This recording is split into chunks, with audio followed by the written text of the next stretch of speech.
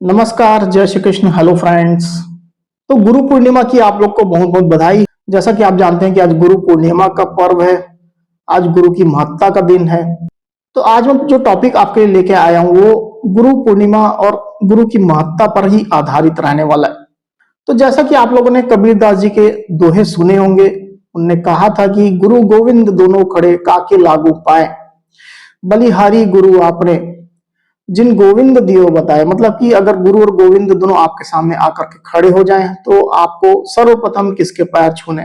यहाँ पर कबीरदास जी ने सीधा सीधा कहा कि गुरु के पैर आपको छूने, क्योंकि उन्होंने ही आपको गोविंद तक पहुंचाने का रास्ता बताया है। और जैसा मैंने आज के वीडियो का जो टाइटल भी दिया है वो यही दिया है कि क्यों गुरु जो है वो आपके सर्वोच्च हितैषी है। तो एक बात तो मैं यहाँ पर आपको क्लियर कर देना चाहता हूं कि यहाँ पर मैं गुरु उनको बोल रहा हूं जो सच्चे गुरु हैं, जो सद्गुरु हैं, मतलब जो भगवत प्राप्त गुरु हैं, मैं उनकी यहां पर बात करूंगा। तो गुरु तत्व और ब्रह्म तत्व मतलब ईश्वर तत्व एक ही है, इसमें कोई भी भेद नहीं है। जब गुरु भगवत प्राप्त हो जाते हैं तो वो ईश्वर से मिल जाते हैं, ईश्वर तत्व में विलीन हो जाते हैं और दोनों का तत्व एक ही हो जाता है। भगवत प्राप्ति के बाद में ईश्वर तत्व और गुरु तत्व में कोई भी फर्क नहीं रहता है। तो इसके कारण से हम गुरु को ब्रह्म मानते हैं, ईश्वर मानते हैं, अपना सच्चा पथ प्रदर्शक हम उनको मानते हैं। तो आपका सच्चा हितैषी कौन होगा? सच्चा हितैषी वो है जो आपको आपके जीवन का जो उद्देश्य है उसकी पूर्ति में आपके लिए मार्ग प्रशस्त करे, आपको उसके लिए सहायता करे, आपको उसके लिए गाइडेंस दे। आपके जीवन का लक्ष्य क्या है, क्या आपके जीवन का उद्देश्य है? सभी मानव का, सभी मनुष्यों का जीवन का एक ही उद्देश्य है और वो है भगवत प्राप्ति, मोक्ष प्राप्ति। इस माया के जंजाल से निकल करके हम भगवत प्राप्ति करें, इस जन्म मरण के चक्र से हम छूट करके भगवत प्राप्ति करें, यही हमारे मनुष्य जीवन का उद्देश्य है। आध्यात्मिक चेतना को ऊपर उठाना, ये हमारे जीवन का उद्देश्य है और इसमें हमारी मदद करते हैं गुरु। उनकी कृपा से हमारी आध्यात्मिक चेतना ऊपर उठती है, उनकी कृपा से हमारे हृदय के जो विकार हैं वो खत्म होते हैं। तो काम, क्रोध, लोभ, मद, मोह, मत्सर, जितने भी विकार हमारे अंतःकरण में है वो हमारे गुरुदेव की कृपा से धीरे धीरे करके खत्म हो जाते हैं। और गुरुदेव की कृपा मतलब जो उनके बताए हुए मार्ग हैं, जो भी उनने आपको दिशा निर्देश दिए हुए हैं, जो रास्ते बताए हैं, जो नाम दिया है, मंत्र दिया है, जो भी उनने मार्ग बताए, उससे हमारे अंतःकरण की शुद्धि होती है और हम भगवत प्राप्ति के मार्ग में आगे बढ़ते हैं। और जैसे जैसे हम साधना में आगे बढ़ते चले जाते हैं हम ईश्वर को प्राप्त कर लेते हैं। अब जो मनुष्य इस अंधकार में है, इस चीज को नहीं जानता है या जानबूझ करके इस चीज को सीरियसली नहीं लेता है, इग्नोर करता है कि उसके जीवन का उद्देश्य क्या है, वो माया के पीछे पड़ा हुआ है, धन के पीछे पड़ा हुआ है, इंद्रिय भोग के पीछे पड़ा हुआ है, तो ऐसे मनुष्य की हम क्या यहाँ पर कह सकते हैं? हमको हमारे उद्देश्य के प्रति जागरूक रहना चाहिए कि हमको भगवत प्राप्ति करनी है या हमको मोक्ष प्राप्ति करनी है, इस जन्म मरण के चक्कर से हमें मुक्ति पानी है। क्योंकि ये सृष्टि एक दुखालय है, दुखों का घर है और यहाँ से जितनी जल्दी हो सके हमको बाहर निकल जाना चाहिए। मनुष्य शरीर ही हमको ईश्वर ने इसी कारण से दिया है क्योंकि हम भगवत प्राप्ति कर सकें। बाकी किसी भी जीव को, किसी भी जंतुओं को, किसी भी जानवर को, कीट पतंगों को यह अधिकार नहीं है, या यूं कहें कि वो इस अवस्था में नहीं है कि वो ईश्वर को प्राप्त कर सके। ईश्वर प्राप्ति सिर्फ और सिर्फ मनुष्य शरीर में ही हो सकती है। तो जब हमको ये जन्म मिला है ईश्वर प्राप्ति के लिए तो उसमें सबसे बड़ी सहायता हमारे गुरुदेव करते हैं। ईश्वर भी उतनी सहायता नहीं करते हैं जितने हमारे गुरुदेव करते हैं। तो सच्चे हितैषी हमारे गुरुदेव क्यों हैं, अब मैं आपको बताना चाहता हूं। क्योंकि इस आध्यात्मिक मार्ग में, इस आध्यात्मिक यात्रा में पहली बात तो सांसारिक लोग बिल्कुल भी नहीं आते। ऐसे लोग तो बिल्कुल भी नहीं आते जो माया में पड़े हुए हैं।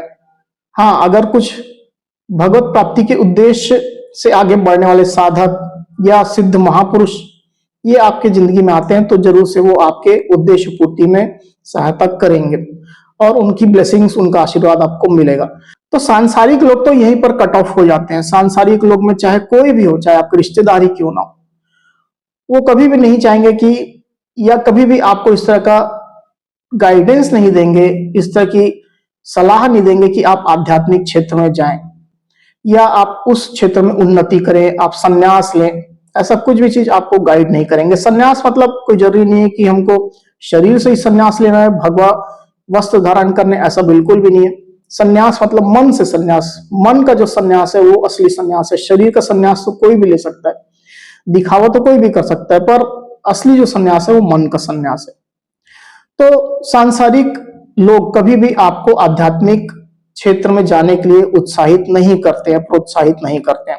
वो हमेशा आपको घर गृहस्थी में या फिर माया में ही फंसे रहने के लिए इस तरह का ही उपदेश वो आपको करेंगे, इस तरह की गाइडेंस देंगे कि तुम शादी कर लो, तुम बच्चे कर लो, तुम यहाँ पढ़ाई कर लो, ये जॉब कर लो, ये बिजनेस कर लो। तो अल्टीमेटली सब कहीं ना कहीं माया में ही फंसे रहते हैं और इसी तरह का गाइडेंस वो लोग देते हैं।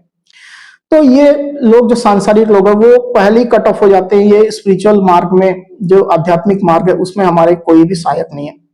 सहायक केवल दो हैं, या तो गुरु हैं या फिर ईश्वर है।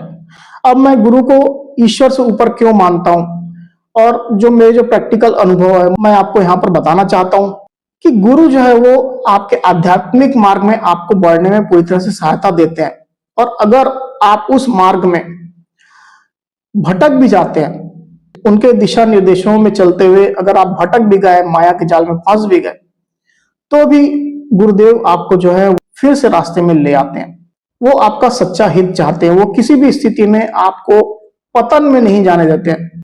वो आपको डांटेंगे, आपको समझाएंगे, या फिर आपको प्रेरित करके, जैसा भी उनको ठीक लगे, जो भी मार्ग उनको ठीक लगे, वो आपको सही रास्ते पर लेकर के आ जाएंगे।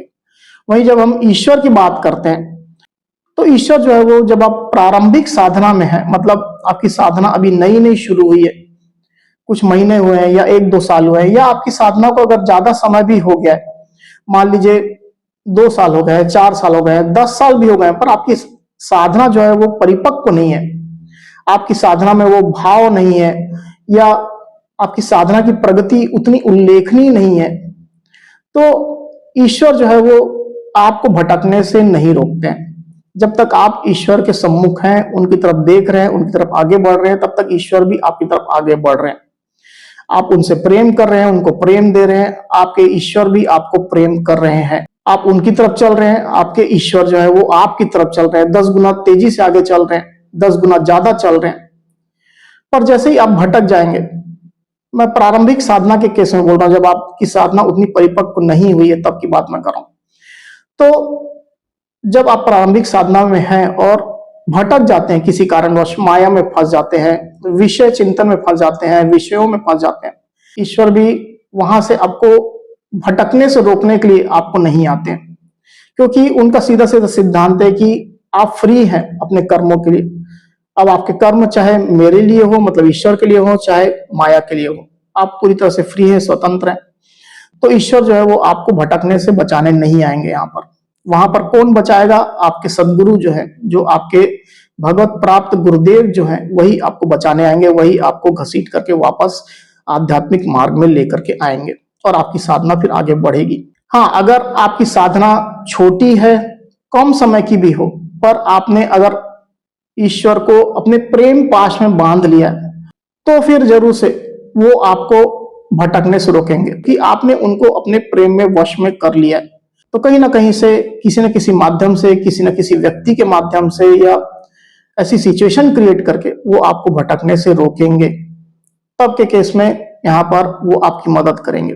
और नहीं तो अगर आपकी भक्ति काफी परिपक्व हो चुकी है, काफी आप आगे बढ़ चुके हैं और काफी आपने नाम जप कर लिया है, काफी ज्यादा साधनाएं आपने कर ली है ईश्वर की, तो उस केस में फिर ईश्वर आपको भटकने से बचाते हैं। नहीं तो प्रारंभिक साधना में वो आपको बचाने नहीं आएंगे, बचाने के लिए सिर्फ और सिर्फ आपको गुरुदेव आएंगे। तो सदगुरुदेव जो होते हैं वो हमारे सच्चे हितैषी होते हैं और परम हितैषी वही होते हैं। यही आज का टॉपिक था। अगर आपको ये टॉपिक अच्छा लगा होगा तो जरूर से आप कमेंट के माध्यम से बताइएगा। आपके कुछ कमेंट है तो जरूर से आप कमेंट बॉक्स में लिखिएगा। तब तक के बहुत बहुत धन्यवाद। जय श्री कृष्ण।